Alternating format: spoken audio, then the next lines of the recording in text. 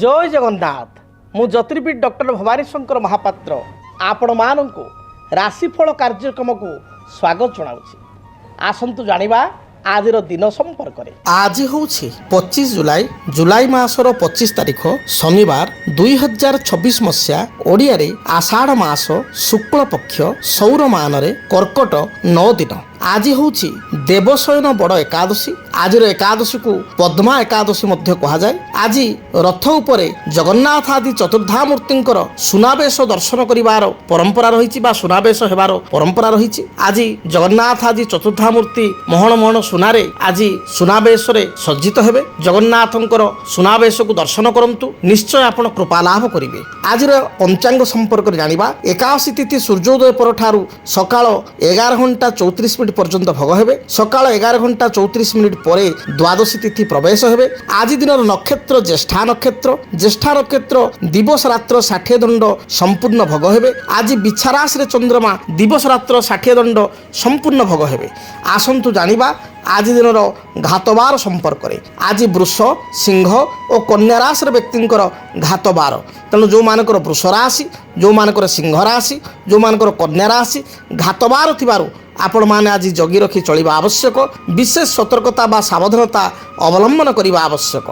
आसंतु जानिबा आज दिन निषिद्ध खाद्य संपर्क में। केउ खाद्य को आपण माने आज ग्रहण करिवे नाही। आज दिबा 11:34 मध्य आपण माने कौनसी आमिष किंबा सिंबिका को अर्थात शिंब को खाद्य हिसाब से ग्रहण करंतु नाही। दिबा 11:34 पर द्वादश तिथि प्रवेश करुवार आज दिन में आपण माने सकाळ 11:34 पर पुत्तिका अर्थात पोई शाग को खाद्य हिसाब से ग्रहण करंतु नाही। दिनटे पोई शाग खांतु नाही।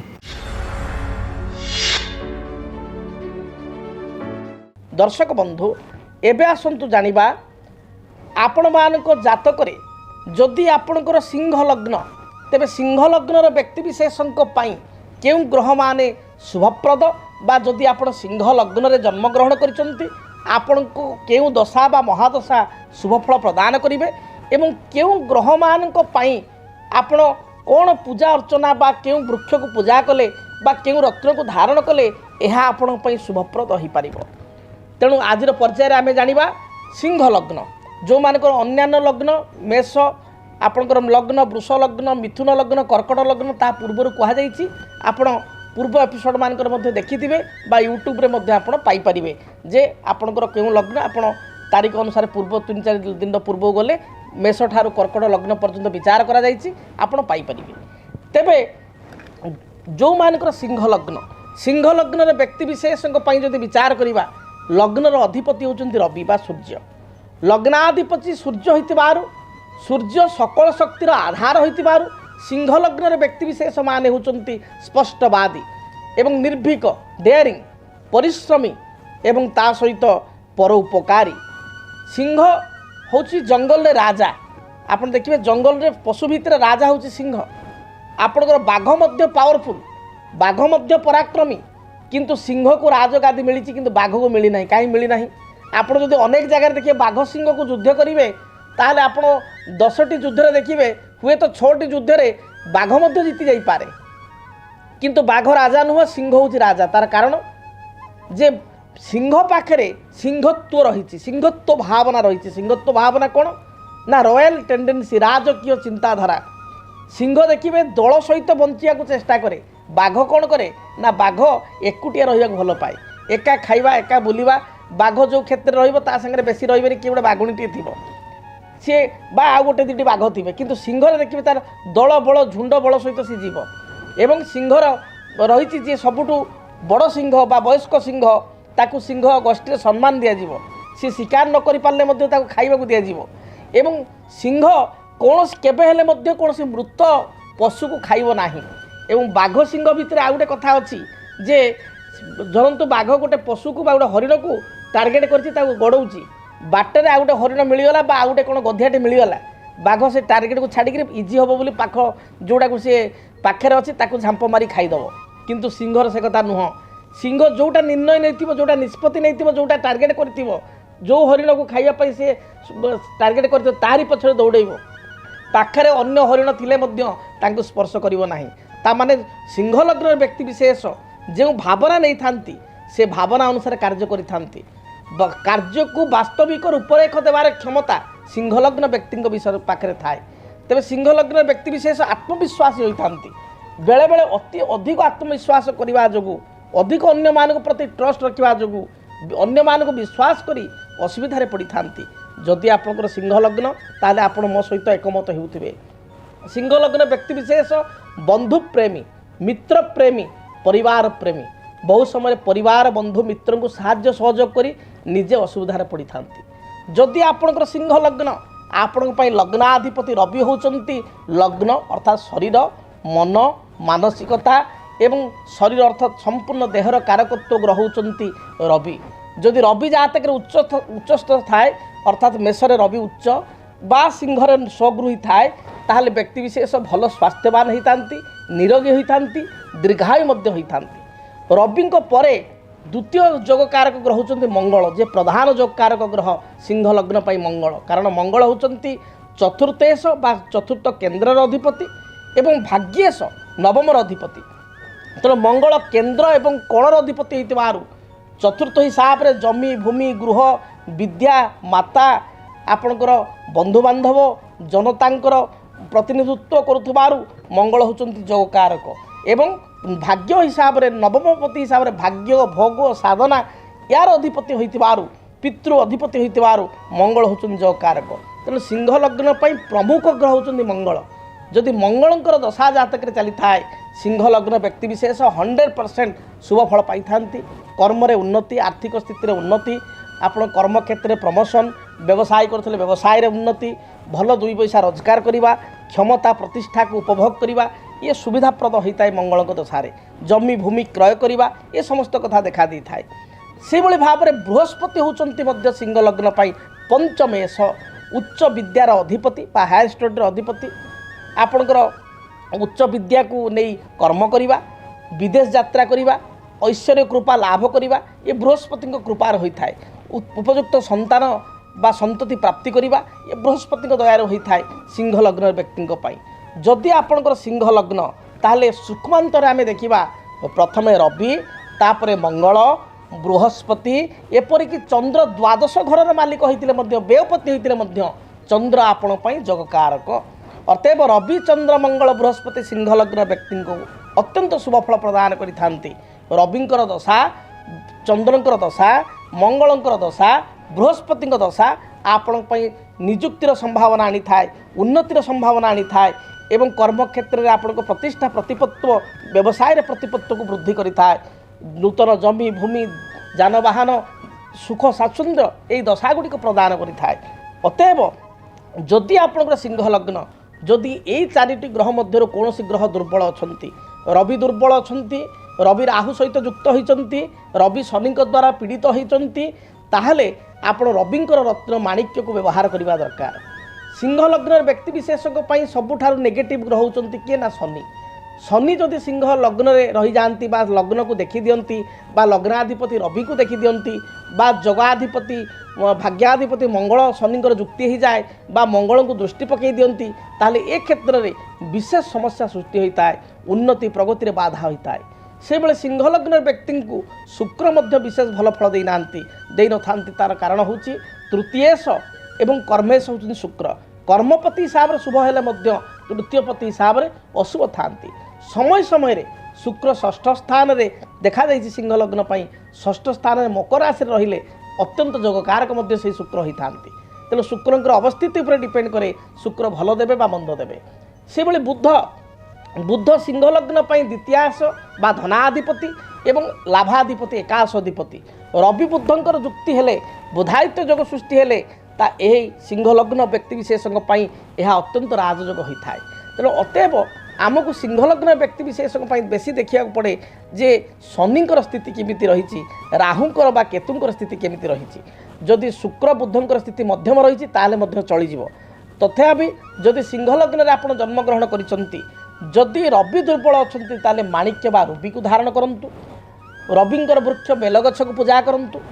ଯଦି ଆପଣଙ୍କର ମଙ୍ଗଳ ନୀଚ, ରବିଯୁକ୍ତ ହୋଇକରି ଅସ୍ତ କିମ୍ବା ଶନି ବା ରାହୁଯୁକ୍ତ ବା କେତୁଯୁକ୍ତ ହୋଇଛନ୍ତି ବା ଶତ୍ରୁ ଗୃହରେ ଅଛନ୍ତି, ତାହେଲେ ମଙ୍ଗଳଙ୍କ ରକ୍ତ ପ୍ରବାଳ या धारण करूँ रेड कोराल जहाँ डाण हाथ अनामिका आंगुठी धारण करूँ मंगलंकर वृक्ष हूँ अनंतमूल बा सुगंधी वृक्ष या पूजा करूँ देखिए जहाँ भी समस्या रही मंगल दशा चली मंगल शुभ फल प्रदान करेंगे से बेले बृहस्पति जदि जातक नीच मकर राशि अच्छा बृहस्पति अष्टमस्थ होती बृहस्पति शनि दृष्टि अच्छा बृहस्पति रत्न पीतपुष्प रागमणि बा येलो साफायर डाण हाथ बिशी आंगुठी किंबा उपरत्न हिसाब से अति कम पैसा येलो टोपाच डाण हाथ बिशी आंगुठी आप धारण करूँ बृहस्पति शुभप्रद हे चंद्र जदि जातक विचार नीच पापग्रह सहित युक्त होती चंद्र गोटे नेचुराल पल बा मुक्ता को डाण हाथ काणी आंगुठी सिंहलग्न व्यक्ति विशेष धारण करेंगे जदि मंगल खराब अच्छा अनंतमूल वृक्ष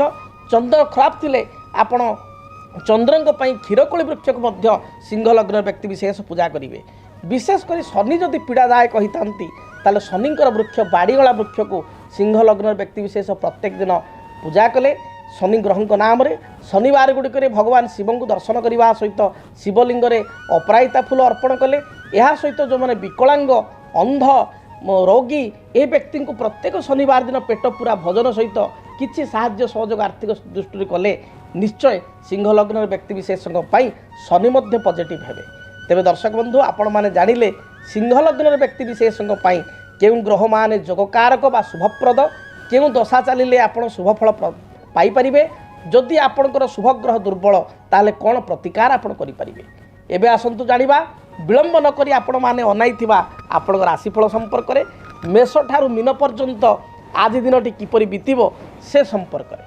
सर्वप्रथमे मेष राशि कर्मक्षेत्र में आपणकर जहाँ भी बाधा विघ्न रही दूरीभूत हो पारिवारिक जीवन आपण सुखप्रद हो पूर्वर स्वास्थ्यगत किसी समस्या थिले तार समाधान हो पार तेबे दाम्पत्य जीवन में अति साधारण कथा को नहीं स्वामी स्त्री मध्य सामान्य मतभेद देखा दे पारे कर्मक्षेत्र में किछिटा कर्म चाप बढ़ी जाई पारे व्यवसायी मानक पई दिनटी मध्यम रहिबो गृहिणी मानक पई दिनटी किछि आपनकर छोट मोट खंडिया आपण रोषेई कला बेले हाथ चेंकी जाऊ बा आपण पनिकिरा हाथ काटी जाऊ कि छोट मोट आघात जोग थिबारु बा खंडिया जोग थिबारु जगी रखी चलिए आपणक पई शुभ रंग लाल खईर एवं गोलापी यही रंगर वस्त्र दिनटी व्यवहार करूँ शुभ संख्या हिसाब से नंबर 1, 3 और 9 को व्यवहार करूँ अधिक शुभ फल पाइबापी भगवान आप हनुमान को दर्शन करूँ हनुमान को शरीर में राशि तेल सुनिश्चित लगी करूँ दिनटी शुभप्रद है वृष राशि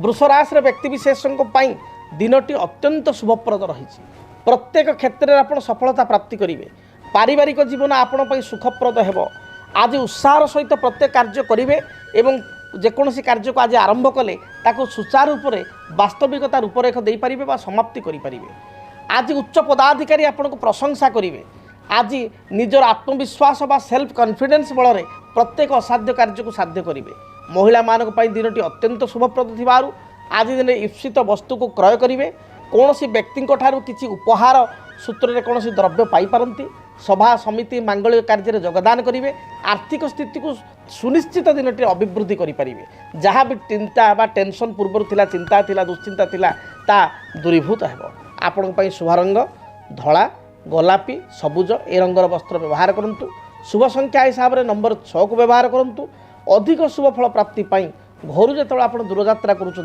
निज शरीर में किसी परफ्यूम बा इतर पकई दूरयात्रा करूँ दिनटी शुभप्रद हो मिथुन राशि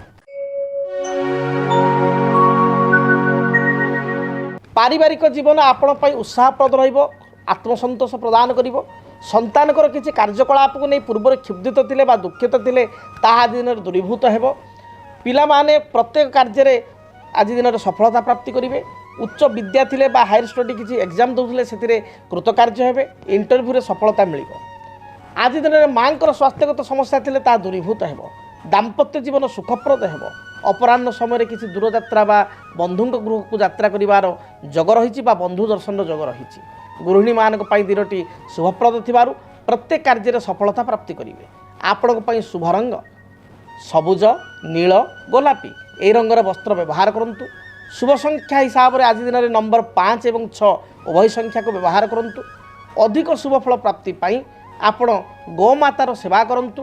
ଗାଈକୁ ସୁନିଶ୍ଚିତ କିଛି ଘାସ ବିଡ଼ା ସହିତ ସାମାନ୍ୟ ଗୁଡ଼ ବା ଘାସ ଟାଉନରେ ଆଭେଲେବଲ୍ ନହେଲେ 20 ଟଙ୍କାର 5 ବିଡ଼ା 7 ବିଡ଼ା ଶାଗ କିଣି ଗାଈକୁ ଖାଇବା ପାଇଁ ଦିଅନ୍ତୁ। ଯାହା ବି ବାଧାବିଘ୍ନ ରହିଛି ଦୂରୀଭୂତ ହେବ। କର୍କଟ ରାଶି, ସ୍ୱାସ୍ଥ୍ୟଗତ ସମସ୍ୟାକୁ ନେଇ ସାମାନ୍ୟ ଚିନ୍ତିତ ହୋଇପାରନ୍ତି। ଶରୀରରେ ଅଣ୍ଟାଜନିତ ସମସ୍ୟା, ପେଟଜନିତ ସମସ୍ୟା, ଗ୍ୟାଷ୍ଟ୍ରିକ୍, ଏସିଡ଼ିଟି ଭଳି ସମସ୍ୟା ଦେଖା ଦେଇପାରେ। ଅନ୍ୟର ମନକୁ ଆପଣ ପଢ଼ିପାରିବେ ବା ଅନ୍ୟର ମନକୁ ଜାଣିପାରିବେ। ଆଜି ଦିନରେ କର୍ମକ୍ଷେତ୍ରରେ କର୍ମଚାପକୁ ନେଇ ଆପଣ ସାମାନ୍ୟ ଚିନ୍ତିତ ହୋଇପାରନ୍ତି। ବ୍ୟବସାୟୀମାନେ ବ୍ୟବସାୟରେ କିଛି ଲସେସ୍ ବା କ୍ଷତି ସହିପାରନ୍ତି। ଅଧିକ ଇନଭେଷ୍ଟମେଣ୍ଟ କରନ୍ତୁ ନାହିଁ। ଦାମ୍ପତ୍ୟ ଜୀବନ ମଧ୍ୟମ ରହିବ, ପାରିବାରିକ ଜୀବନ ମଧ୍ୟମ ରହିବ। ଆପଣଙ୍କ ପାଇଁ ଶୁଭ ରଙ୍ଗ ଧଳା, ସବୁଜ, ଆକାଶୀ ଏହି ରଙ୍ଗର ବସ୍ତ୍ର ବ୍ୟବହାର କରନ୍ତୁ। ଶୁଭ ସଂଖ୍ୟା ହିସାବରେ ନମ୍ବର 2 ଏବଂ ନମ୍ବର 3କୁ ବ୍ୟବହାର କରନ୍ତୁ। ଅଧିକ ଶୁଭଫଳ ପ୍ରାପ୍ତି ପାଇଁ ଘରୁ ଯେତେବେଳେ ଆପଣ ବାହାରକୁ ଯାଉଛନ୍ତି ଭଗବାନ ଗଣେଶଙ୍କ ନିକଟରେ କିଛି ସୁଗନ୍ଧିତ ଆପଣଙ୍କର ଧୂପକାଠି, ଯେଉଁ ଧୂପକାଠି ଭଲ ବାସ୍ନା ଥିବ, ନେଚୁରାଲ ସୁଗନ୍ଧିତ ଧୂପକାଠି ଆଜି ଭଗବାନ ଗଣେଶଙ୍କୁ ଅର୍ପଣ କରି ବା ଜଳାଇ ଆପଣ ଦୂରଯାତ୍ରା କରନ୍ତୁ। ଶୁଭଫଳ ପ୍ରାପ୍ତି କରିବେ। ସିଂହ ରାଶି, ଆୟ ତୁଳନାରେ ବ୍ୟୟ ଅଧିକ ହେବ। ଦିନଟିରେ ଖର୍ଚ୍ଚ ଅଧିକ ଲାଗି ରହିବ ବା ଅଧିକ ଖର୍ଚ୍ଚାନ୍ତ ହେବେ। ପାରିବାରିକ ଜୀବନରେ କିଛିଟା ସମସ୍ୟା ଦେଖା ଦେଇପାରେ। ପାଖ ପଡ଼ୋଶୀ ଏବଂ ସହକର୍ମୀଙ୍କ ସହିତ ସାଧାରଣ କଥାକୁ ନେଇ କିଛି ଯୁକ୍ତିତର୍କ ମତଭେଦ ଉପୁଜିପାରେ। ଆଜି ଦିନରେ କୌଣସି ଲୋନ୍ ନେବା, କିଛି ଋଣକୁ ଗ୍ରହଣ କରିବା ବା କିଛି କାହାକୁ ଋଣ ଦେବା ବା ହାତ ଉଧାରି ଦେବା ଏହା ଆଦୌ ଠିକ୍ ହେବ ନାହିଁ। କୌଣସି ଏଗ୍ରିମେଣ୍ଟ ପେପର ବା ଦସ୍ତାବେଜର ସାଇନ୍ କରିବା ପୂର୍ବରୁ ଭାବିଚିନ୍ତି ସାଇନ୍ କରନ୍ତୁ, ଅସୁବିଧାରେ ପଡ଼ିପାରନ୍ତି। ଆପଣଙ୍କ ପାଇଁ ଶୁଭ ରଙ୍ଗ ଲାଲ, ଖଇର, ଗୋଲାପୀ ଏହି ରଙ୍ଗର ବସ୍ତ୍ର ବ୍ୟବହାର କରନ୍ତୁ। ସଂଖ୍ୟା ହିସାବରେ ନମ୍ବର 1 ଏବଂ 5କୁ ଆଜି ବ୍ୟବହାର କରନ୍ତୁ। ଶୁଭଫଳ ପ୍ରାପ୍ତି କରିବେ। ଅଧିକ ଶୁଭଫଳ ପ୍ରାପ୍ତି ପାଇଁ ଆଜି ଭଗବାନ ସୂର୍ଯ୍ୟନାରାୟଣଙ୍କୁ ପ୍ରଣାମ କରନ୍ତୁ। ଆପଣ ତମ୍ବା ଢାଳରେ କିଛି ଜଳରେ ରକ୍ତଚନ୍ଦନକୁ ଭଲ ଭାବରେ ମିଶ୍ରିତ କରି ଭଗବାନ ସୂର୍ଯ୍ୟନାରାୟଣଙ୍କୁ ଜଳାର୍ଘ୍ୟ ପ୍ରଦାନ କରନ୍ତୁ। ଦିନଟି ଶୁଭପ୍ରଦ ହେବ। କନ୍ୟା ରାଶି, ପ୍ରତ୍ୟେକ କାର୍ଯ୍ୟରେ ଆପଣ ସଫଳତା ପ୍ରାପ୍ତି କରିବେ। କର୍ମକ୍ଷେତ୍ରରେ ଆପଣଙ୍କ ଉତ୍ସାହ ଅତୁଟ ରହିବ। ଯେଉଁ ବାଧାବିଘ୍ନ ଦେଇ ପୂର୍ବରୁ ଗତି କରୁଥିଲେ ସେ ବାଧାବିଘ୍ନ ଦୂରୀଭୂତ ହେବ। ପେଟଜନିତ ସମସ୍ୟାକୁ ନେଇ ସାମାନ୍ୟ ଚିନ୍ତିତ ହୋଇପାରନ୍ତି। ନିଜ ଅନ୍ତରର କଥା, ମନର କଥା ଅନ୍ୟ ଆଗରେ ପ୍ରକାଶ କରିବାକୁ ସଂକୋଚ ଅନୁଭବ କରିପାରନ୍ତି। ଦାମ୍ପତ୍ୟ ଜୀବନ ସୁଖପ୍ରଦ ହେବ ବା ସୁଖପ୍ରଦ ରହିଛି। ଆଜି ଦିନରେ ମାଆଙ୍କ ଠାରୁ କିଛି ଉପହାର ଆପଣ ପ୍ରାପ୍ତି କରିବେ। ଭାଇ ଭଉଣୀଙ୍କ ସହିତ ଯେଉଁ ପୂର୍ବରୁ କିଛି ବାଧାବିଘ୍ନ ଥିଲା ବା ଡିଷ୍ଟର୍ବାନ୍ସ ଥିଲା ତାହା ଦୂରୀଭୂତ ହେବ। ବିଦ୍ୟାର୍ଥୀମାନଙ୍କ ପାଇଁ, ଗୃହିଣୀମାନଙ୍କ ପାଇଁ ଦିନଟି ଶୁଭପ୍ରଦ ରହିଛି। ଏଣୁକରି ଅଧିକ ଶୁଭଫଳ ପ୍ରାପ୍ତି ପାଇଁ ସବୁଜ, ନୀଳ ଏବଂ ଗୋଲାପୀ ଏହି ରଙ୍ଗକୁ ବ୍ୟବହାର କରନ୍ତୁ। ସଂଖ୍ୟା ହିସାବରେ ଶୁଭ ସଂଖ୍ୟା ହିସାବରେ ନମ୍ବର 5 ଏବଂ 6 ଉଭୟ ସଂଖ୍ୟାକୁ ବ୍ୟବହାର କରନ୍ତୁ। ଅଧିକ ଶୁଭଫଳ ପ୍ରାପ୍ତି ପାଇଁ ମା ଦୁର୍ଗାଙ୍କୁ ଦର୍ଶନ କରନ୍ତୁ। ମା ଦୁର୍ଗାଙ୍କ ମସ୍ତକରେ 7 କୋଟି ବେଲପତ୍ର ଅର୍ପଣ କରି ଦୂରଯାତ୍ରା କରନ୍ତୁ। ଦିନଟି ଶୁଭପ୍ରଦ ହେବ। ଯଦି ଆପଣଙ୍କ ଜୀବନରେ ବ୍ୟକ୍ତିଗତ, ପାରିବାରିକ ସମସ୍ୟା, କର୍ମକ୍ଷେତ୍ର ନିଯୁକ୍ତି, ବୈବାହିକ ସମସ୍ୟା, ବାସ୍ତୁଦୋଷ ଏବଂ ମାଲି ମକଦ୍ଦମା ଆଦି ସମସ୍ୟା ଥାଏ, ତାହେଲେ ସମସ୍ୟାର ସମାଧାନ ଓ ପରାମର୍ଶ ପାଇଁ ଆମକୁ ଯୋଗାଯୋଗ କରନ୍ତୁ। ଜ୍ୟୋତିର୍ବିଦ doctor Bhabani Shankar Mahapatra, Budheswari colony, plot number 26, Bhubaneswar. Phone number 9776833302 9439444924। ଆମର ୱେବସାଇଟ୍ www.srijagannathastro.com। ଆସନ୍ତୁ ଜାଣିବା ତୁଳା ରାଶିର ବ୍ୟକ୍ତିଙ୍କ ପାଇଁ ଆଜି ଦିନଟି କିପରି ବିତିବ। ତୁଳା ରାଶି, ଦେହ ମନ ସମ୍ପୂର୍ଣ୍ଣ ରୂପରେ ସୁସ୍ଥ ରହିବ। କର୍ମକ୍ଷେତ୍ରରେ ଆପଣ ନିଜର ସ୍ଥିତିକୁ ସୁଦୃଢ଼ କରିବେ। କିଛି ନିଜର ବହୁଦିନର ଇଚ୍ଛା ଥିଲେ ବହୁଦିନର ଇଚ୍ଛାକୁ ଆଜି ଚରିତାର୍ଥ କରିବେ ବା ପୂର୍ଣ୍ଣ ରୂପରେଖ ଦେବେ। ପାରିବାରିକ ଜୀବନ ସୁଖମୟ ହେବ। ଦାମ୍ପତ୍ୟ ଜୀବନରେ ଯଦି କିଛି ପ୍ରୋବ୍ଲେମ୍ ଥିଲା ତାହା ସର୍ଟ ଆଉଟ୍ ଆଜି ଦିନରେ ହେବ, ସମାଧାନ ହେବ। ବିଦ୍ୟାର୍ଥୀମାନଙ୍କ ପାଇଁ ଦିନ ଭଲ ଯାଉଥିବାରୁ ଲେଖାପଢ଼ାରେ ସଫଳତା ପ୍ରାପ୍ତି କରିବେ। ନୂତନ ନିଯୁକ୍ତି ବା କର୍ମ ନିଯୁକ୍ତିର ସମ୍ଭାବନା ଆଜି ଦିନ ରହିଅଛି। ମହିଳାମାନଙ୍କର ସ୍ୱାସ୍ଥ୍ୟଗତ ସମସ୍ୟା ଥିଲେ ତାହା ଦୂରୀଭୂତ ହେବ। ମହିଳାମାନେ ପ୍ରତ୍ୟେକ କ୍ଷେତ୍ରରେ ଆଜି ବିଜୟୀ ହେବେ, ଅନ୍ୟମାନଙ୍କ ଠାରୁ ପ୍ରଶଂସା ଲାଭ କରିବେ। ଆପଣଙ୍କ ପାଇଁ ଶୁଭ ରଙ୍ଗ ଧଳା, ସବୁଜ, ଗୋଲାପୀ ଏହି ରଙ୍ଗର ବସ୍ତ୍ର ବ୍ୟବହାର କରନ୍ତୁ। ଅଧିକ ଶୁଭଫଳ ପ୍ରାପ୍ତି ପାଇଁ ଆପଣ ନମ୍ବର 6କୁ ବ୍ୟବହାର କରନ୍ତୁ ଏବଂ ଆଜି ଦିନରେ ଆପଣ ଘରୁ ବାହାରିବା ସମୟରେ ଲକ୍ଷ୍ମୀ ନାରାୟଣଙ୍କୁ ଦର୍ଶନ କରନ୍ତୁ। ଲକ୍ଷ୍ମୀ ନାରାୟଣଙ୍କ ନିକଟରେ କିଛି ସୁବାସିତ ଅଗରବତୀ ବା ଧୂପକାଠି ପ୍ରଜ୍ୱଳନ କରି ଦୂରଯାତ୍ରା କରନ୍ତୁ, ଶୁଭଫଳ ପ୍ରାପ୍ତି କରିବେ। ବିଚ୍ଛା ରାଶି, ଦେହ ମନ ସମ୍ପୂର୍ଣ୍ଣ ରୂପରେ ଭଲ ରହିବ। ପୂର୍ବରୁ ଥିବା ଯୋଜନାକୁ ବାସ୍ତବ ରୂପରେଖ ଦେବେ, କିନ୍ତୁ ଭାଇଙ୍କ ସହିତ ସାଧାରଣ କଥାକୁ ନେଇ କିଛିଟା ମତଭେଦ ଦେଖାଦେଇପାରେ ବା ପିତା ପୁତ୍ରଙ୍କ ମଧ୍ୟରେ କିଛି ଅଶାନ୍ତି ଲାଗିପାରେ। ଜଗି ରଖି ଚଳନ୍ତୁ। ବିବାଦୀୟ ମନ୍ତବ୍ୟ ଠାରୁ ଦୂରେଇ ରୁହନ୍ତୁ। ଦିନଟି ଆପଣଙ୍କ ସପକ୍ଷ ରହିବ। ଆପଣଙ୍କ ପାଇଁ ଶୁଭ ରଙ୍ଗ ଲାଲ, ହଳଦୀ ଏବଂ ଗୋଲାପୀ। ଶୁଭ ସଂଖ୍ୟା ହେଉଛି ଆପଣଙ୍କର ନମ୍ବର 3 ଏବଂ 9। ଏହି ଦୁଇ ସଂଖ୍ୟାକୁ ଆଜି ବ୍ୟବହାର କରନ୍ତୁ। ଅଧିକ ଶୁଭଫଳ ପ୍ରାପ୍ତି ପାଇଁ ଆପଣ ଘରୁ ଯେତେବେଳେ ବାହାରକୁ ଯାଉଛନ୍ତି 21 ଥର ଗାୟତ୍ରୀ ମନ୍ତ୍ର ଜପ କରି ଦୂରଯାତ୍ରା କରନ୍ତୁ। ଦିନଟି ଶୁଭପ୍ରଦ ହେବ। ଧନୁ ରାଶି, ଧନୁରାଶିର ବ୍ୟକ୍ତିଙ୍କର କର୍ମକ୍ଷେତ୍ରରେ କିଛିଟା କର୍ମଚାପ ବଢ଼ିଯାଇପାରେ। ବ୍ୟବସାୟ ମାନ୍ଦାବସ୍ଥା ଦେଇ ଗତି କରିବ। ଅଧିକ ଇନଭେଷ୍ଟମେଣ୍ଟ ବିଜନେସରେ କରନ୍ତୁ ନାହିଁ, ବ୍ୟବସାୟରେ କରନ୍ତୁ ନାହିଁ। ସ୍ୱାସ୍ଥ୍ୟଗତ ସମସ୍ୟାକୁ ନେଇ ସାମାନ୍ୟ ଚିନ୍ତିତ ହୋଇପାରନ୍ତି। ଥଣ୍ଡା ଦୋଷ, କୋଷ୍ଠକାଠିନ୍ୟ, ଗ୍ୟାଷ୍ଟ୍ରିକ୍, ପେଟଜନିତ ସମସ୍ୟାକୁ ନେଇ ଚିନ୍ତିତ ହୋଇପାରନ୍ତି। ଆଜି ଦିନରେ ଆପଣ ଦୂରଯାତ୍ରା କରିବାର ଯୋଗ ଥିବାରୁ ଅପରାହ୍ନ ସମୟରେ ଦୂରଯାତ୍ରା ବା କୌଣସି କାର୍ଯ୍ୟକ୍ଷେତ୍ରକୁ ନେଇ ଯାତ୍ରା କରିପାରନ୍ତି। ମହିଳାମାନଙ୍କ ପାଇଁ ଦିନଟି ମଧ୍ୟମ ରହିବ। ବିଦ୍ୟାର୍ଥୀମାନଙ୍କୁ ଅଧିକ ପରିଶ୍ରମ କରିବା ପାଇଁ ପଡ଼ିବ। ସଫଳତା ପାଇବାକୁ ହେଲେ ଆଜି ହାର୍ଡ ଲେବର ଆପଣ କରିବାକୁ ପଡ଼ିବ। ଆପଣଙ୍କ ପାଇଁ ଶୁଭ ରଙ୍ଗ ହଳଦୀ, ସୁନେଲି, ଗୋଲାପୀ ଏବଂ ଲାଲ। ଏହି ରଙ୍ଗର ବସ୍ତ୍ର ବ୍ୟବହାର କରନ୍ତୁ। ଶୁଭ ସଂଖ୍ୟା ହିସାବରେ କେବଳ ନମ୍ବର 3କୁ ବ୍ୟବହାର କରନ୍ତୁ। ଅଧିକ ଶୁଭଫଳ ପ୍ରାପ୍ତି ପାଇଁ ଘରୁ ଯେତେବେଳେ ଆପଣ ବାହାରକୁ ଯାଉଛନ୍ତି ଆପଣ କେଶରରେ ଚନ୍ଦନ କେଶରକୁ ମିଶ୍ରିତ କରି ତାକୁ ତିଳକ କରି ବା ଗଳାରେ ଲଗାଇ ଦୂରଯାତ୍ରା କରନ୍ତୁ। ଦିନଟି ଶୁଭପ୍ରଦ ହେବ। ଆସନ୍ତୁ ଜାଣିବା ମକର ରାଶିର ବ୍ୟକ୍ତିଙ୍କ ପାଇଁ ଦିନଟି କିପରି ବିତିବ। ମକର ରାଶିର ବ୍ୟକ୍ତି ବିଶେଷଙ୍କର କର୍ମକ୍ଷେତ୍ରରେ ଯେଉଁ ଦୁଶ୍ଚିନ୍ତା ଥିଲା, ସମସ୍ୟା ଥିଲା, ତାହା ଦୂରୀଭୂତ ହେବ। ଆଜି ଦିନରେ ପ୍ରତ୍ୟେକ କାର୍ଯ୍ୟକୁ ଆପଣ ସଫଳ ରୂପାୟିତ କରିପାରିବେ। ପାରିବାରିକ ଜୀବନ ଭଲରେ ବା ସୁଖରେ ବିତିବ। ଭାଇଙ୍କ ଠାରୁ ସାହାଯ୍ୟ ସହଯୋଗ ପ୍ରାପ୍ତି କରିବେ। ପୂର୍ବରୁ କିଛି ଋଣକୁ ନେଇ ବା ଋଣ ଚିନ୍ତା ଥିଲେ ତାର ଆପଣ ସମାଧାନ କରିବେ ବା ଋଣ ପରିଶୋଧ କରିବେ। କୌଣସି ଦ୍ରବ୍ୟ ଆପଣଙ୍କର ବାକ୍ୟା ଥିଲେ ବା କୌଣସି ବ୍ୟକ୍ତି ଆପଣଙ୍କ ଠାରୁ କିଛି ଜିନିଷ ନେଇ ରିଟର୍ଣ୍ଣ କରୁନଥିଲେ ତା ଆଜି ଦିନ ରିଟର୍ଣ୍ଣ କରିବେ, ସେ ଅର୍ଥ ହେଉ ବା ଯେକୌଣସି ଜିନିଷ ହେଉ। ଆଜି ଦିନରେ ଆପଣଙ୍କ ପାଇଁ ଶୁଭ ରଙ୍ଗ ଧଳା, ସବୁଜ ଏବଂ ନୀଳ। ଏହି ରଙ୍ଗର ବସ୍ତ୍ର ବ୍ୟବହାର କରନ୍ତୁ। ଶୁଭ ସଂଖ୍ୟା ହିସାବରେ ନମ୍ବର 8କୁ ବ୍ୟବହାର କରନ୍ତୁ। ଅଧିକ ଶୁଭଫଳ ପ୍ରାପ୍ତି ପାଇଁ ଘରୁ ଯେତେବେଳେ ଆପଣ ବାହାରକୁ ଯାଉଛନ୍ତି ଆପଣ ମହାଦେବଙ୍କୁ ଦର୍ଶନ କରନ୍ତୁ। ମହାଦେବଙ୍କ ଫଟୋରେ ବା ଶିବଙ୍କ ଫଟୋରେ ବା ମନ୍ଦିର ଯାଇ ଶିବଲିଙ୍ଗରେ ଅତି କମ୍ରେ 7 ଗୋଟି ନୀଳ ଅପରାଜିତା ଫୁଲ ଅର୍ପଣ କରନ୍ତୁ। ଦିନଟି ଶୁଭପ୍ରଦ ହେବ। କୁମ୍ଭ ରାଶି, ମନ ମଧ୍ୟରେ କିଛିଟା କଥାକୁ ନେଇ ଦ୍ୱନ୍ଦ୍ୱ ଉତ୍ପନ୍ନ ହୋଇପାରେ। ଗୋଟିଏ କାର୍ଯ୍ୟ କରିବିନି କୌଣସି କ୍ଷେତ୍ରରେ ଆପଣ ନିର୍ଣ୍ଣାୟକ ସ୍ଥିତି ବା ସମାଧାନ ସ୍ଥିତିରେ ପହଞ୍ଚିବାରେ ସମସ୍ୟା ସୃଷ୍ଟି ହେବ। ବ୍ୟବସାୟୀମାନଙ୍କ ପାଇଁ ଦିନଟି ଶୁଭ ଥିବାରୁ ବ୍ୟବସାୟରେ ଯଥେଷ୍ଟ ସଫଳତା ପ୍ରାପ୍ତି କରିବେ। ବ୍ୟବସାୟରେ ନୂଆ MOU ସାଇନ୍ ହୋଇପାରେ। ନୂଆ କିଛି କଣ୍ଟ୍ରାକ୍ଟ ଆପଣଙ୍କୁ ମିଳିପାରେ। ଆଜି ଦିନରେ ଦାମ୍ପତ୍ୟ ଜୀବନ ସୁଖପ୍ରଦ ହେବ। ପାରିବାରିକ ଜୀବନ ମୋଟାମୋଟି ଶୁଭପ୍ରଦ ରହିଛି ଏବଂ ଆଜି ଦିନରେ ସ୍ୱାମୀ ସ୍ତ୍ରୀଙ୍କ ମଧ୍ୟରେ କିଛି ମତ ପାର୍ଥକ୍ୟ ଥିଲେ, ମତାନ୍ତର ଥିଲେ, ତାହା ମଧ୍ୟ ଦୂରୀଭୂତ ହେବ। ଆପଣଙ୍କ ପାଇଁ ଦିନଟିର ଶୁଭ ରଙ୍ଗ ସବୁଜ, ଗୋଲାପୀ ଏବଂ ବାଦାମୀ। ଏହି ରଙ୍ଗର ବସ୍ତ୍ର ବ୍ୟବହାର କରନ୍ତୁ। ଶୁଭ ସଂଖ୍ୟା ହିସାବରେ ନମ୍ବର 6 ଏବଂ 8କୁ ବ୍ୟବହାର କରନ୍ତୁ। ଅଧିକ ଶୁଭଫଳ ପ୍ରାପ୍ତି ପାଇଁ ଦେବାଦିଦେବ ମହାଦେବଙ୍କୁ ଦର୍ଶନ କରନ୍ତୁ। ଦିନଟି ଶୁଭପ୍ରଦ ହେବ। ମୀନ ରାଶି, ଆୟ ତୁଳନାରେ ଦିନଟିଏ ବ୍ୟୟ ଅଧିକା ହୋଇପାରେ। ଖର୍ଚ୍ଚାନ୍ତ ହେବା ଯୋଗୁଁ ମନ ଭାରାକ୍ରାନ୍ତ ହେବ। ପାରିବାରିକ ଜୀବନରେ ସ୍ୱାମୀ ସ୍ତ୍ରୀଙ୍କ ମଧ୍ୟରେ ଅତି ସାଧାରଣ କଥାକୁ ନେଇ କଳହ ଉତ୍ପନ୍ନ ହୋଇପାରେ।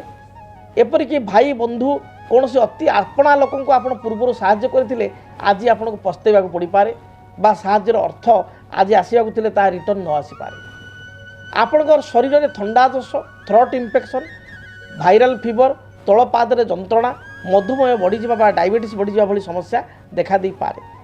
ଶୁଭଫଳ ପ୍ରାପ୍ତି ପାଇଁ ବା ଦିନଟିକୁ ଶୁଭରେ ପରିଣତ କରିବା ପାଇଁ ରଙ୍ଗ ହିସାବରେ ହଳଦୀ, ସବୁଜ ଏବଂ ଗୋଲାପୀ ରଙ୍ଗକୁ ବ୍ୟବହାର କରନ୍ତୁ। ସଂଖ୍ୟା ହିସାବରେ ନମ୍ବର 3କୁ ବ୍ୟବହାର କରନ୍ତୁ।